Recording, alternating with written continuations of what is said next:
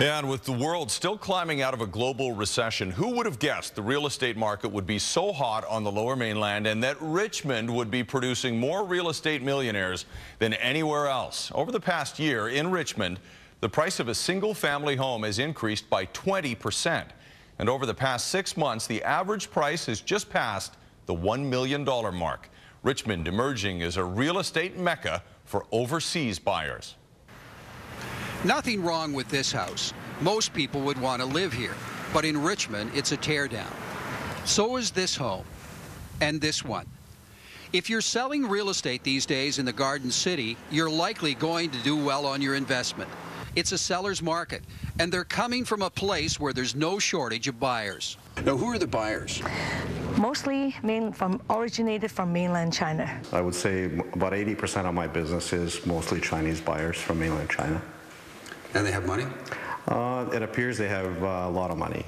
It's pushed the median price of Richmond real estate in the past few weeks over the $1 million mark for the first time.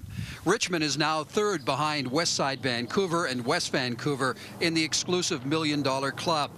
Prices here have risen 20% over the last year. To give you an idea of how crazy it's been here in the last month and a half, this house was on the market for just under $1.7 million. It sold for just under $2 million. There were 10 bidders, all from mainland China, and it was sold as a teardown.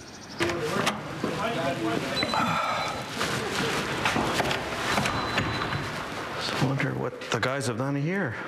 Ivan Kirpan builds about 10 high-end homes a year. Business is good. This one, valued at $4 million, is his own.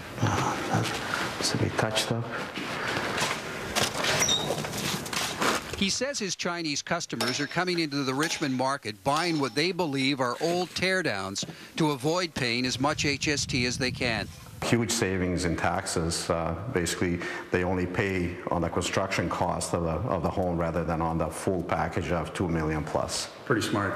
Very smart. They want open foyer, nice and tall, and the wood floors. Veteran realtor Patsy Huey says her clients are looking for open space and high ceilings. The new Canada line to Richmond has helped sales, as has the glorious weather and scenery at last year's Olympics. It's a hot market. So you put your house up, you got a 50% chance of selling? 50% chance, yeah, especially when the home is an older home. It's got land value in the west side of Richmond, yes. This house sold for $1.1 million more than it did 4 years ago. And this one netted the sellers $530,000 profit over the price they paid a year ago. One factor that's fueling the real estate market right now is the change in lending rules that will take effect in a week and a half. That's when mortgages will get a little tighter and you'll have to pay them back faster. And a sales surge was expected as many first-time buyers moved quickly to beat that deadline. Andrew explains why. Vancouver real estate doesn't seem to be cooling down, and for first-time home buyers, it's about to get even more difficult to plunge into the market. On March 18th, new lending rules will apply. The federal government will reduce the maximum amortization period for government-insured mortgages from 35 years to 30. It's not a bad thing.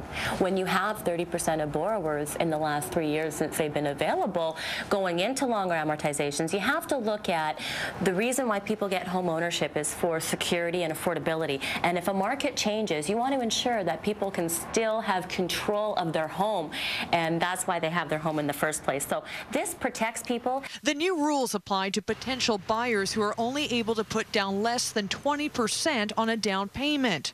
For example, for a $300,000 property with a fixed rate of 3.79%, under a 35-year amortization, monthly payments would be $1,285.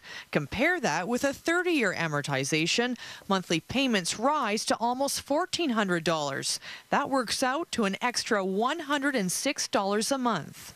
It might not take them out of the market completely, but they'll certainly have to have some consideration to the lifestyle that they have, and possibly won't be able to have that extra dinner out a month.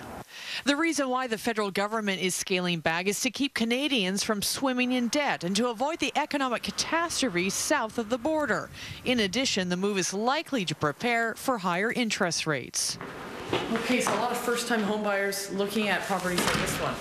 Yeah. For real estate agents like Karsten Love, clients are trying to beat the looming deadline. For those that don't make it, they'll have to make some tough decisions. They're going to have to decide that, are they going to wait and try to save up more money, wait for their income to rise so that they can, again, afford the property that they wanted to buy?